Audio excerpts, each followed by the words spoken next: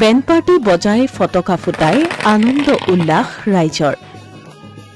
এই দৃশ্য গোৰেশ্বৰৰ শিমলি বাৰীৰ। কাৰণ দীৰ্ঘদিনৰ অন্তত ঘৰৰ ল'ৰা উভতিছে ঘৰলৈ বুলি। সুদীৰ্ঘকাল চাকৰি কৰি ঘৰলৈ উভতিল অৱসৰপ্ৰাপ্ত সেনা জোৱান।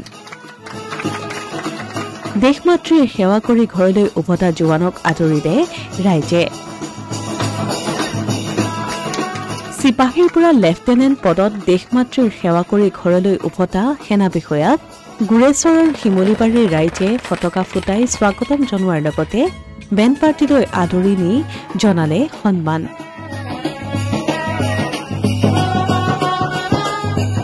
ভাৰতীয় সেনাবাহিনীত সুদীৰ্ঘকাল চাকৰি কৰি ঘৰলৈ উভতি অহা এগৰাকী সদ্য অৱসৰপ্ৰাপ্ত সেনা বিষয়াক অভিনৱভাৱে আদৰি আনি সন্মান জনালে শিমলিবাৰীৰ গাঁৱৰ ৰাইজে।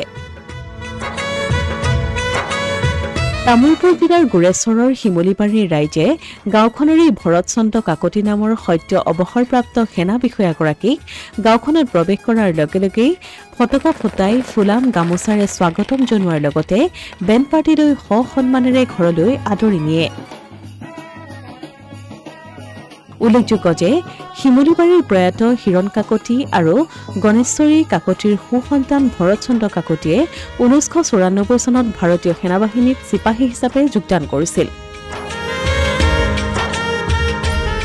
পৰৱৰ্তী সময়ত নিজৰ প্ৰচেষ্টা আৰু পৰিশ্ৰমৰ জৰিয়তে বিভাগীয় পৰীক্ষাত অৱতীৰ্ণ হৈ কেইবাটাও পদোন্নতি লাভ কৰে আৰু পঞ্জাৱত লেফটেনেণ্ট পদত কাৰ্যনিৰ্বাহ কৰাৰ অন্তত চাকৰিৰ পৰা অৱসৰ গ্ৰহণ কৰে। সুদীৰ্ঘ 30টা বছৰ সেনাবাহিনীত দেশৰ হৈ সেৱা কৰাৰ অন্তত চাকৰিৰ পৰা অৱসৰ লৈ ঘৰলৈ উভতি অহাৰ পিছতেই অৱসৰী সেনা বিষয়াগৰাকীক গাঁৱৰ ৰাইজে এইদৰে আদৰি আনি যথোচিত সন্মান প্ৰদৰ্শন কৰা পৰিলক্ষিত হয়। বাকী অনুভৱ ভালে হৈছে। আমাৰ ডিফেন্সৰ কামত তাৰমানে কেতিয়াবা দুখ হয় কেতিয়াবা সুখ হয়। তাৰমানে আমাৰ চাকৰি তেনেকুৱাই তাৰমানে ঘৰ পৰিয়ালৰ পৰা আঁতৰত থাকোঁ, কিন্তু দেশৰ নামত এই কামটো কৰিব পাৰি মই নিজকে তাৰমানে বৰ ভাগ্যশালী বুলি ভাবোঁ। কাৰণ দেশক সেৱা কৰাটো বৰ ডাঙৰ কথা এটা। গতিকে দেশৰ সেৱাৰ নামত মই 30 বছৰ কটালোঁ। গতিকে আৰু এতিয়া মেডিকেল চাইডৰ পৰা ছেফ 1 হৈ মই ৰিটায়াৰ হ'লোঁ। তাৰমানে কোনো এটা মেডিকেল চাইডৰ কেটেগৰী নাই, কোনো নাই, মেডিকেল ছেফ 1 হৈ ৰিটায়াৰ হ'লোঁ। বাকী অনুভৱ ভালে লাগিল। গোটেই জীৱনটো তাৰমানে দেশৰ নামত কটাৰ কাৰণে নিজকে তাৰমানে আনন্দিত অনুভৱ কৰিছোঁ। আৰু মই চাকৰি প্ৰায় ইণ্ডিয়াখন মই গোটেই ঘূৰাই গ'ল। প্ৰায় নৰ্থ ইষ্টত মই 3বাৰ টাউনবাৰ কাটিলোঁ, JNK কাটিলোঁ, তাৰপিছত ভূটানতো থাকিলোঁ 2 বছৰ, পঞ্জাৱ, এনেকৈ তাৰমানে প্ৰায় ইণ্ডিয়াখন ঘূৰাই গৈছে গোটেই। অসমীয়া প্ৰতিদিন ডিজিটেল সংবাদ গোৰেশ্বৰ।